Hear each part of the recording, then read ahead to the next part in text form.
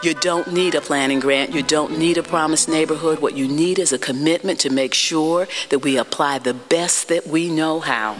What you need is to have the capacity to be able to work together and tap the resources you already have.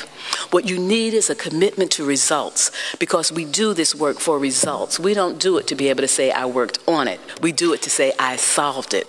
And so I'm excited about what you're doing, but I understand that one of the mistakes that we can make as advocates and people with big aspirations and a huge vision for our neighbors is that we can decide to do something and then leave it to someone else. The way that we will deal with climate change is to begin to learn to love to live together, because then we won't have throwaway communities.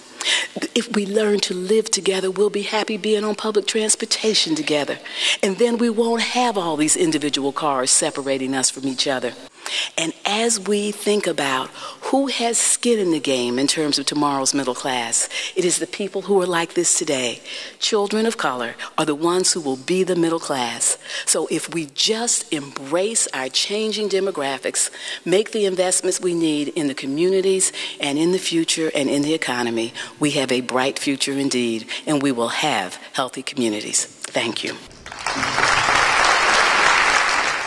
One of the things that strikes me from both Delaney Easton's remarks this morning and Angela's very eloquent talk just now is back to the Archimedes quote, give me a fulcrum, a place to stand, a lever, and I will change the world. And I think love and knowledge are the fulcrum and the lever, and we are all the power to move it. And Angela has given us so much to work with on all those fronts. So thank you, Angela. There is no duty more important than ensuring that their rights are respected, that their welfare is protected, that their lives are free from fear and want, and that they grow up in peace. So let's keep doing all we can to make sure that mission goes forward. Thank you very much for being here. There's something called Wild Zones. Write that down. Wild Zones.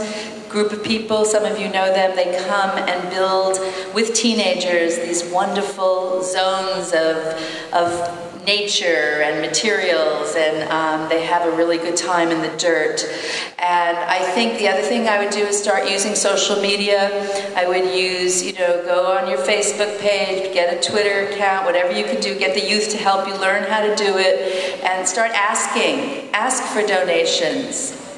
And do it way ahead of time, start in October instead of November, in terms of saying this is what we need. And one of the things that we heard overwhelmingly that people were concerned about was public safety, and particularly the safety of their children and the rise in youth-led violence here in Richmond. You can ask your funders to open some doors for you. And I have to say, as funders, we're somewhat judicious with this, because the number, you can only ask your peers so many times to take a look at another organization. But I think it's still worth asking your funders, I'm going to XYZ Foundation, would you be willing to introduce me? Because we know that the more stable an organization is, the more innovative it can be, and the more it can focus on delivering program if it's not constantly worrying about where that next year of funding is going to come from. Arts programs are absolutely 100% important, but so is math and education. I'd like to just take a step forward and talk a little bit about how foundations work. And this is no easy task. She cut the waiting times at the DMV from an hour to 21 minutes.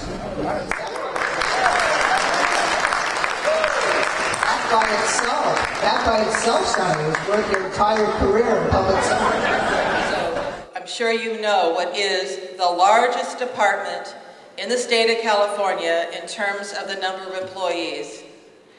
It's the Department of Corrections. And that is a sad commentary in a state such as ours. When you've got 56,000 people employed in the Department of Corrections, guarding people who are not being productive in their lives, versus 42,000 trying to grow the economy, something is out of bounds. This is an amazing collection of talent. You are an amazing group of leaders. And this room is more than large enough to accomplish the task, to actually lead the revolution, because that's what we need. It's a total overhaul of the system so that we are all working on how are our families doing, how are their children doing. So what will it take to do what I just said? I think a couple things. I think it's going to take a shift in values. I think that it is going to take an overhaul of our legislature and how we generate revenue and spend revenue for needed services, education, jobs and economic development, housing.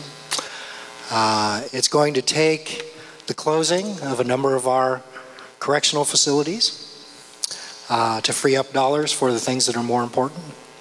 And I think ultimately it's going to take all of us sharing a common vision and using both our power as individuals and our power as a voting bloc to make this happen.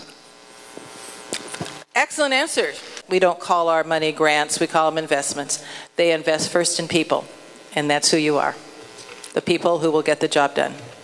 The system that the United States uses is the punitive system, where when kids are arrested and caught, there isn't really anyone who tries to find out first why they did it, for what reasons, and what they're just doing is locking these kids up, and they're just being punished for their crimes. But what good is locking them up when right after they come out of those detention centers, they've actually just gained more knowledge of how to commit more crimes.